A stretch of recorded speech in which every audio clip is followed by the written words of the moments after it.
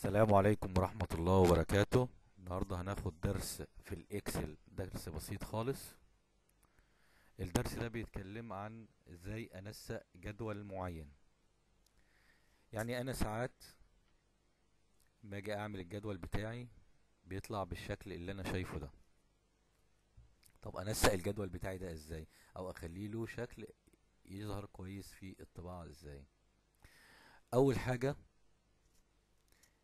بعد ما بنكتب الجدول زي ما احنا شايفين كده، ابتدي اظلل الجدول بتاعي عشان هو يبقى دي المساحة اللي انا بشتغل عليها. اجي بعد كده اختار تنسيق خلايا، ومن تنسيق خلايا بختار حدود. بيطلع عندي المربعات اللي احنا شايفينها دي، او التنسيقات اللي احنا شايفينها دي. من هنا بختار الخط اسكان تقيل ولا رفيع، سمك الخط. ومن هنا بشوف ب... بتكلم عن حدود الجدول من بره. طب انا لو عايز اعمل الحدود الداخلية بختار خط ارفع وبعمل حد داخلي، واقوم قايل موافق. وتعالوا نشوف النتيجة ايه. اهو زي ما احنا شايفين ان الجدول خد حدود خارجية سميكة وحدود داخلية رفيعة. هنيجي بعد كده الجدول بتاعي، الهيد بتاعي المفروض يبقى بخط اتقل شوية. اختار اظلل الهيد بتاعي، ومن هنا بختار خط وليكن سمكه اكبر شوية، اختاره بولد. اجي بعد كده زي ما احنا شايفين كده اهوت.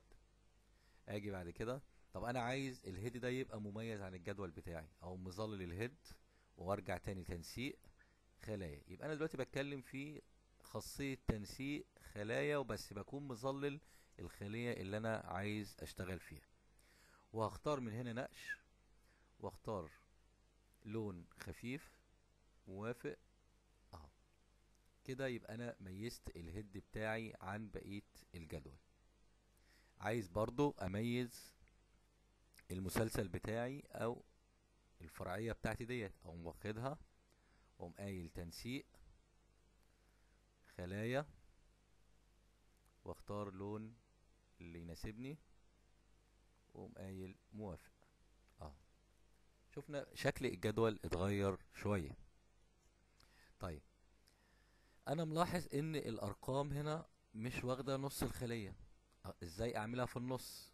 ازاي اظبط الارقام بحيث ان يبقى شكلها مظبوط عن كده شوية، او مظلل على الخلايا اللي عليها الارقام.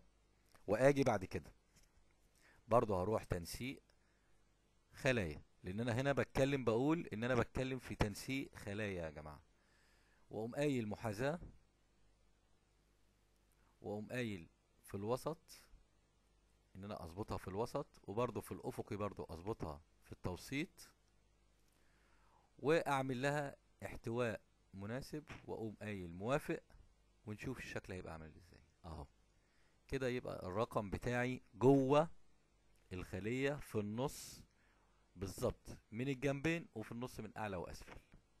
كده شكل الجدول بتاعي خد شكل كويس، يظهر عندي في الطباعة كويس واضح، ما بقاش فيه اللخبطة او ما يبقاش غير واضح. وشكرا.